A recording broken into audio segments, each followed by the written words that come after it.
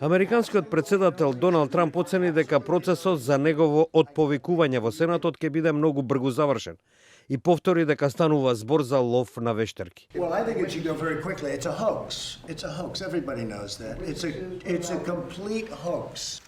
Во меѓувреме, демократот Адам Шиф, кој го раководи тимот од 7 члена на представничкиот дом, кои ќе служат како обвинители, се појави во Сенатот за да ги прочита двете обвиненија.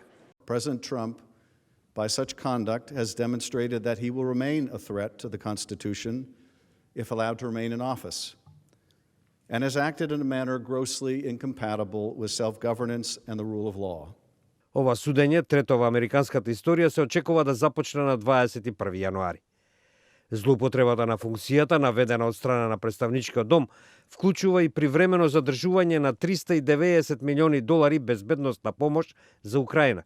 Потек што демократите велат дека имал за цел да изврши притисок врз Киев за да го испита политичкиот ривал Џо Бајден, можниот противник на председателот Трамп на изборите на 3 ноември.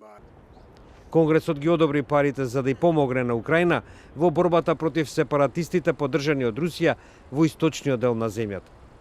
Парите на крајот му беа доставени на Киев во септември, откако скандалот излезе во јавност. Основен настан што доведе до импичмент беше телефонскиот повик на 25 јули минатата година, во кој Трамп побара од председателот на Украина да ги испита Бајден и неговиот син Хантер Бајден за корупција. Демократите соопштија дека Трамп ја злоупотребил својата моќ, барајќи од странска влада да се меша во изборите во Соединетите држави за своја корист на штета на американската национална безбедност. Републиканците тврдат дека постапките на Трамп не биле ништо надвор од законот.